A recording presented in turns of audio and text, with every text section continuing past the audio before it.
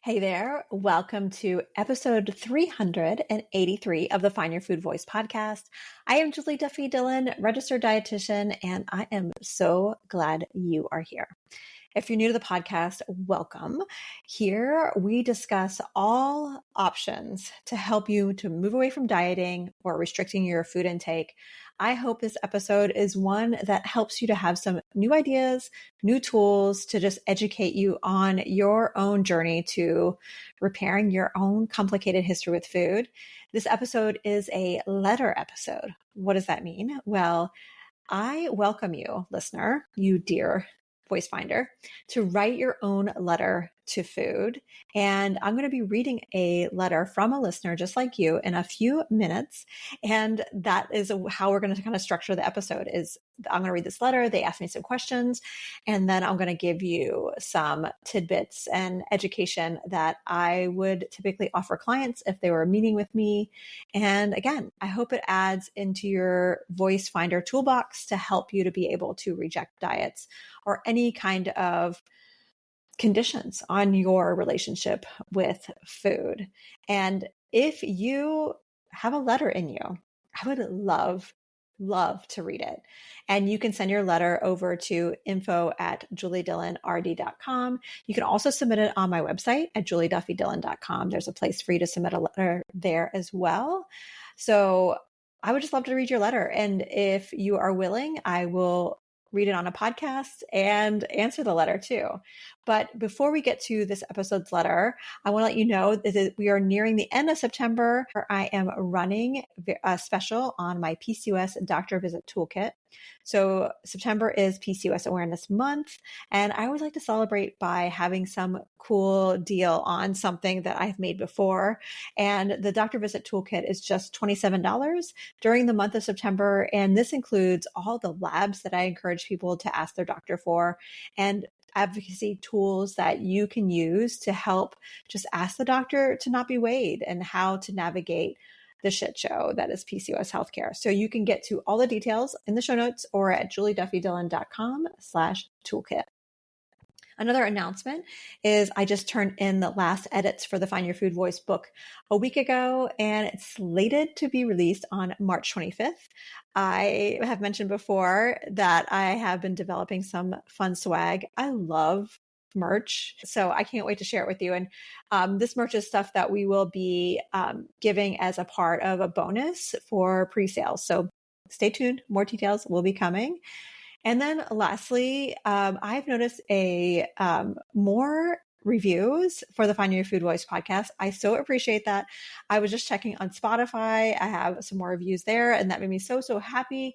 So however you listen to the podcast, especially Apple Podcasts and any of them, but Apple Podcasts in particular seems to have the most kind of listenership for this podcast right now. If you can leave a rating or review, I would be so grateful. But also if you have feedback, if there's things that you want us to do a little differently, some constructive feedback, we really take those to be really important for us as we are navigating our production calendar for this podcast. So thank you in advance for any feedback and support. And just know whenever you do things like that for my podcast or any other independent podcast you listen to, you are helping us a lot because we are not celebrities. We don't have this unlimited budgets, and making a podcast is not free. So doing this helps more people find us and helps us to be able to sell more ad spots and be able to keep the show running. All right. So speaking of an ad spot, we are going to get to one here in just a second, but I want to say thank you so much for listening, and we will be right back. Dear Food, you have always been a creative outlet for me, and for that, I am grateful. I always wanted to learn how to cook myself. I even tried microwaving pancake batter because I wasn't allowed to use the stove, but I could use the microwave. It didn't work. I remember working at Panera Bread and loving my discount and the foods they had to offer. That is also when I started gaining weight.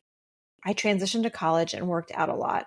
I had rules for you food, such as only one serving of sweets per day. Once married, I really gained weight after cooking many luxurious fatty foods, such as fettuccine Alfredo, frequently. I decided to count and measure you by calorie, restrict and control. I lost X amount of pounds. I felt great. I then learned about eating organic. I tried being a vegetarian after watching documentaries about inhumane animal treatment. I yo-yo dieted and fluctuated in my weight. I ate only, quote, real foods and cut out fast food and processed food. I tried paleo. I tried veganism. I got pregnant. I carried so much pressure on myself that the way I eat now impacts how another human being will choose to eat. My midwife ordered me to eat leafy greens every day. She applauded me because my placenta looked very healthy, proof of my hard work. Nursing sucked my baby fat right off of me. It was easy. I was actually less weight than my pre-pregnancy weight. I had another baby and had a similar experience. I cut out dairy with both boys while nursing due to acid reflux, and then I have a mental health breakdown. I eat cafeteria food I would normally completely turn my nose up at, and yet I am grateful for the week in the hospital I can eat without caring for my 2 young children. Food, I think about you all the time. What I should and shouldn't eat. What am I doing right or wrong? How can I maintain health and yet eat more normally? How do I listen to my body's cues and trust my instincts rather than binging, eating so fast, and restricting? I'm tired of the mental chatter in my head always judging me. I long for freedom, yet I am so afraid of becoming too fat and losing control. Is food freedom and a healthy weight possible? Sincerely, weighed down food enthusiast. Get 15% off a set of BrakeBest Select, Select Pro, or Import Direct brake pads and 2 rotors now at O'Reilly Auto Parts. O'Reilly Auto Parts. Welcome back. Hey there, letter writer. Thank you so much for this note. Oh, and I hear your $1 million question. Can I give up dieting and maintain a healthy weight? Seriously, it's $1 million question. I think it's the most talked about part of helping to recover from chronic dieting, from an eating disorder. And, reading through your note, what you describe is such a common part of this, for lack of a better word, journey, this experience of mending all of these complicated bits to your history with food and your body. And something else about your descriptions, the word that pops in the mind for me is the word dichotomy. Now, if that's a new word to you, just know it's a very popular therapy word. It's one of those types of trends and patterns that as therapists, often they will notice in sessions with clients. And yeah, the way you're describing food is this extreme and all or nothing. I gathered that food was something you were really curious about. And I loved how you described trying to make pancakes for yourself. And it actually makes me think about something else. Food was probably also a way that you were maybe experimenting with independence and wanting to be creative. So there was this curious and creative side, a creative outlet, yet rules were put in place. And you described food after getting married, and I would gather maybe you were celebrating or connecting with this newly formed family. Then there was punishment. Then your ability to control. It was the way that you were saying, I need to be fixed. I hear you. You've tried every diet out there. You seriously named almost every single one. And I really appreciate that you named so many that people oftentimes will deny even being connected to diets, vegetarian or veganism. And as I say that, if someone is vegetarian or vegan, it doesn't automatically mean that they have some problematic relationship with food.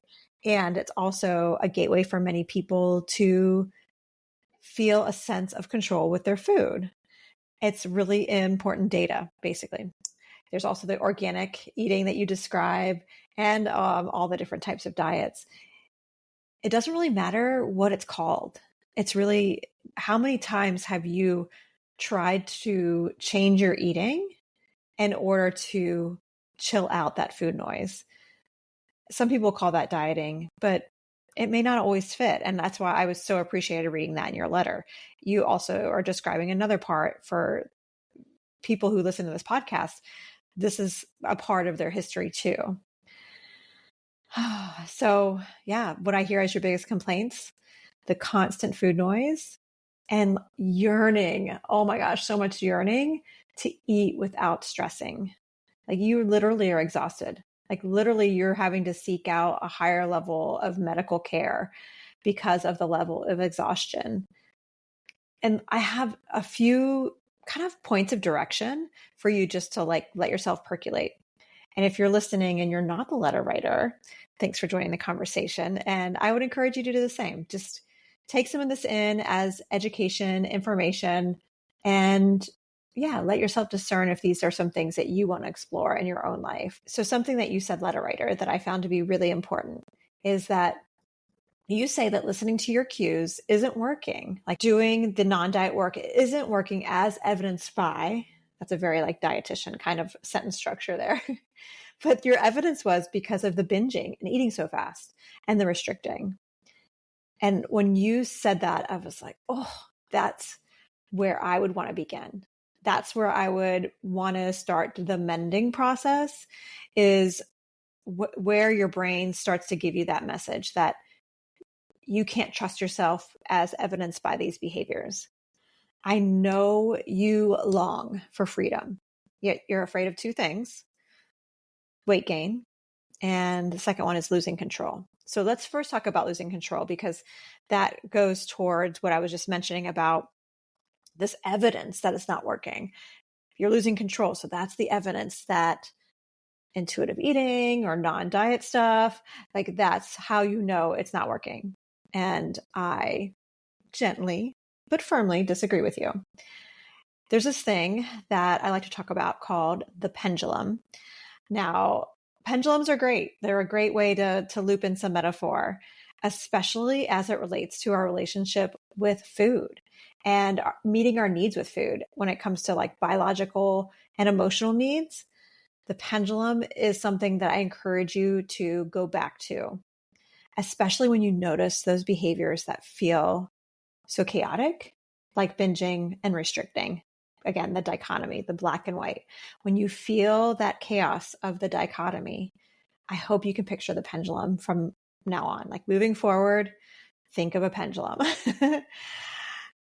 What I know to be true is that we have evolved into these creatures that by getting enough food, our body will just predictably think about food in a kind of calm way. When we're hungry, when maybe we're planning our meals, when we're at the grocery store, and then when food is around and maybe smells good or something and we're hanging out with people. But when we have consistent access to enough food, the way we think and the drive for food doesn't have a lot of momentum. It'll have some movement. The pendulum will swing a little bit, but it's not as chaotic. There are some kind of exceptions with that I'll mention in a second. But when a person is experiencing that dichotomy, the extreme of the pullback of, I need to eat less, my eating is out of control, like the rigid messages, whether it's a certain diet or just conditions around your eating, the pendulum gets pulled back maybe to the right really far. And what happens when you let go of a pendulum after it's pulled back really far is it swings in the opposite direction. And so anyone who's binging, seriously, every single person that I have ever met who is experiencing binge eating disorder or experiences what they would name as a binge is also restricting. Sometimes the restriction is literal, like the way we would train to think about restriction, like not enough calories or certain nutrients. And sometimes the restriction is from kind of a mental restriction, like not enough actual permission to eat, which is still very powerful and can drive that pendulum. But as we go through these experiences of the dichotomy with food, and it's pulled back and there's some rigidity and I can't eat this, and then eventually the pendulum swings in the other direction, because this is where evolution comes in. We have evolved as a species to eat more when we haven't had enough and eat it while we can. That is why for many folks, they may think they're eating enough. They may be, if on paper, if we calculate, I don't know, nutrition needs and all the different ones, maybe they're meeting the needs that we would estimate, but they're still experiencing these chaotic experiences where it feels like a binge. And that happens because, again, the body may still fear it's not going to get enough. And it's this very protective, very savvy trait that we've all evolved to have. And it's not making you less of a human. It's not making you out of control.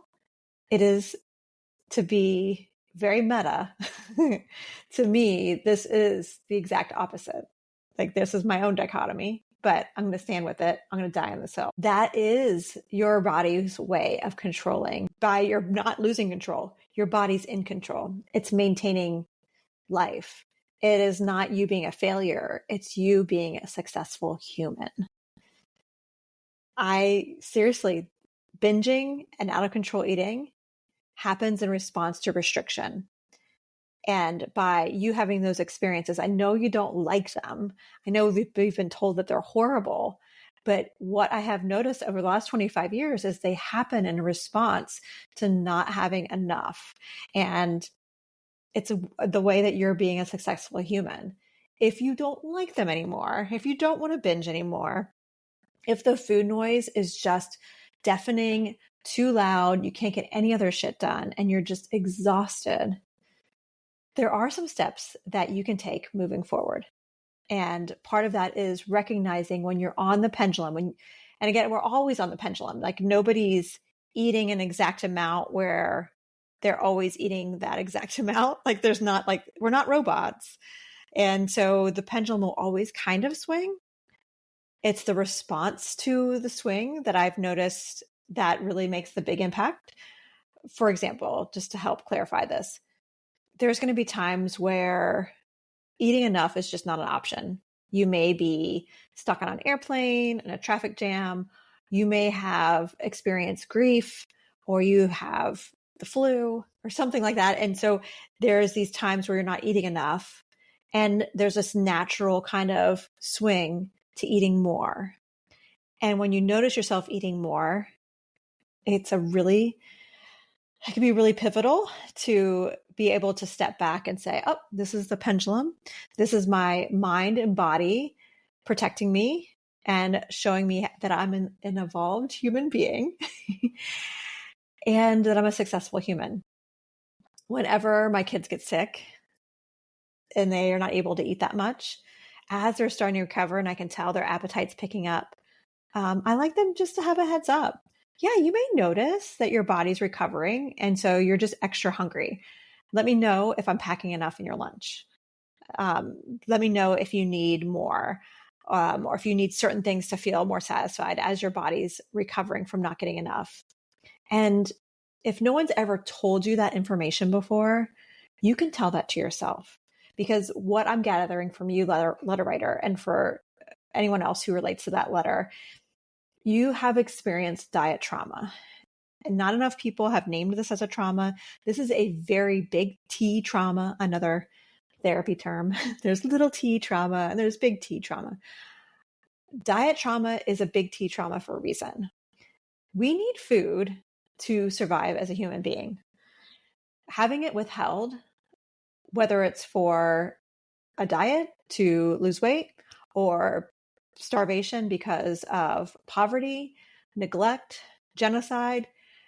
I know that all those have different other traumas attached to it, and we don't necessarily need to say which one's worse, but having your food restricted for whatever reason, whether it was something that you did because you wanted to lose weight to fit in a dress or something, or if you were trying to help your body to access some types of healthcare.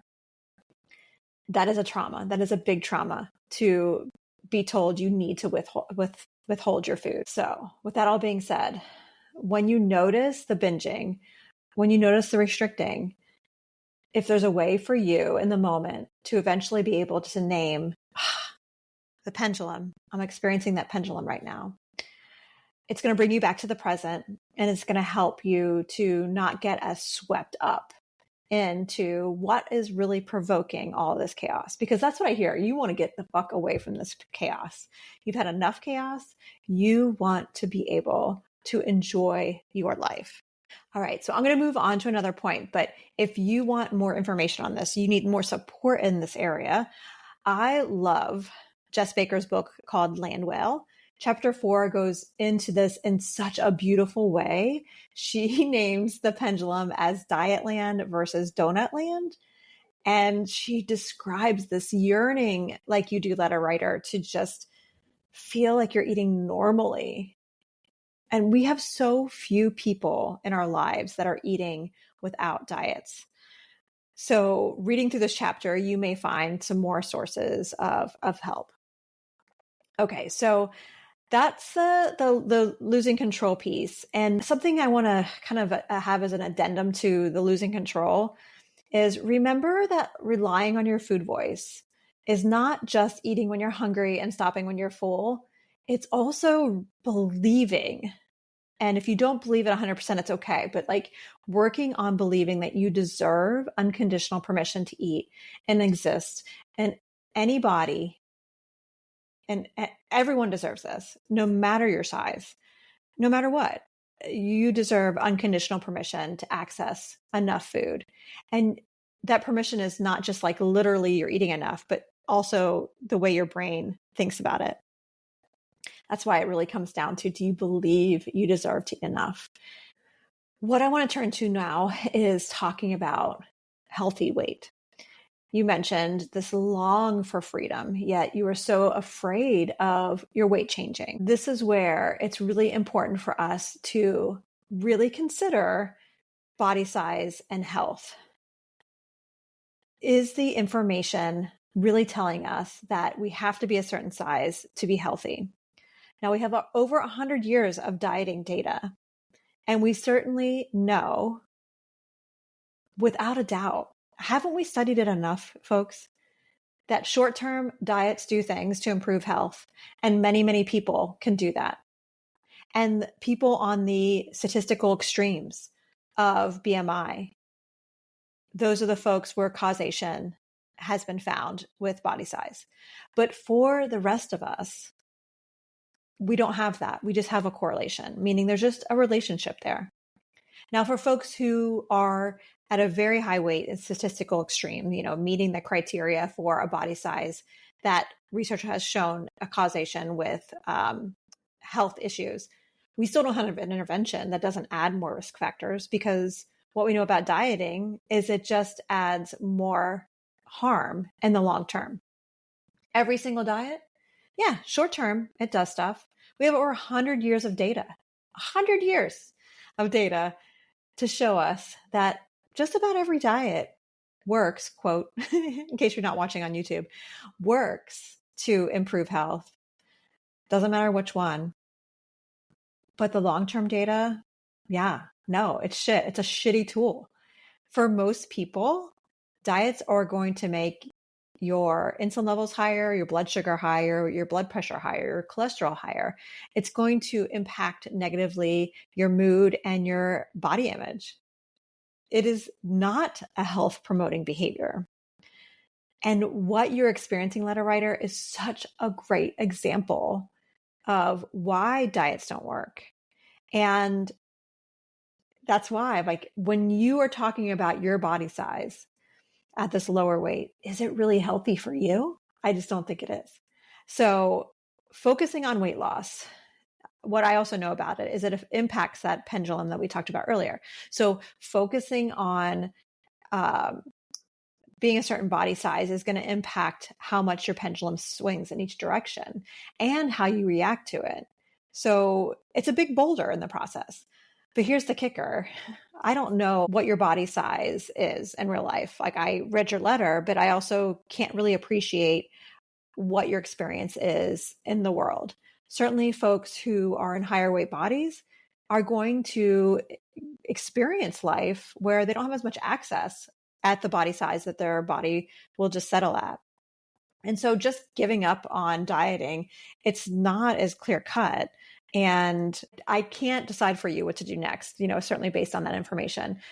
I wish that you were aligned with the belief that you don't have to do this, that you don't need to be fixed, that the world needs to be fixed.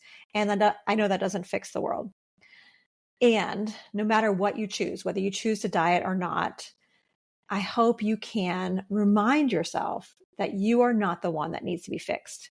You may be surviving by dieting to get access, but you are not the thing that needs to be fixed. You're not a thing either, but you're not the one to be fixed. Our world needs to be fixed. So is food freedom possible? If you listen to podcasts by me before, you've heard me say the phrase food freedom just it doesn't sit well with me. It never has. It's a word that I think is easy to Google. It's why I'm going to name this podcast Food Freedom. I mean, you mentioned it in the letter, but also because I want to be able to talk to you about this. But food freedom doesn't fit because of that last point and many other areas too. But because you deserve freedom with your food. You deserve to feel at home in your body and eat however you want to eat. And I know the world is not going to react the same to every single person doing that. And that's not freedom then. There's only going to be food freedom if there's no diet industry and diet culture or racism or homophobia or any other way we have historically harmed people by different oppressive systems. So until then, I can't say I connect with the word food freedom. I used to use the word food peace, and I explored this past summer in some episodes on why I moved away from that. And I really connect with the phrase food voice because I want to incorporate all the things that you're experiencing, living your life, and your own intuition, your own wisdom. It may be based on hunger and fullness and satisfaction. It also may be based on what you have access to and what you're trying to deal with. It's also fitting the experience of that pendulum and deciding moment by moment what you're going to do and having unconditional permission to do what you need to do. So before I go and before we hear Food's letter, because Food has written back, I encourage you to let yourself fantasize, like really fantasize. How would you eat if no one ever was judged for their body, including yourself? Like no one was ever judged on their body size or appearance. How would you eat? How would you know when to eat? How would you know when to stop eating? How would you set your table? Would you put like a nice tablecloth down and have some flowers, maybe light some candles? How would you feel when you were eating? How would you feel after eating enough? And maybe even eating something pleasurable. How would you experience that? What would your thoughts be? The messages? What would that look like? Like try to picture yourself in that fantasy. Picture that visual. I want you to do that because I know if we start to write that story, we can collectively as a group start to make that happen for more of us. And the more of us that are able to reject diets and connect with our food voice, the more we can work to fix the world. It's always what I'm shooting for. It's like, if we can all reject diets, then we can all help those who don't have access for whatever reason. All right. So like I said, Food has written back. So let's get to that. But until next time, take care. Dear weighed down food enthusiast, we are thrilled to be working on rekindling our relationship. We think it's possible for us to connect with joy, pleasure, and function. Yet diet industries are making this tough. Consider whether holding onto the notion of a healthy weight is actually a value you want to continue to hold. We think it's getting in the way of healing. And your true self is going to take time to heal. It's hard work, and it's good work. Be patient as you uncover the cuts and bruises and burns from your diet trauma. Be tender with yourself as you make missteps, and keep in mind the person who is setting the table with special plates and linens, joyfully preparing and enjoying a meal. That person is you. love food. Thank you for listening. I have another bonus episode coming up on Thursday. Hit subscribe or follow to not miss it, and know by doing that one simple thing, you are helping us and you are supporting our podcast. So until next time, take care.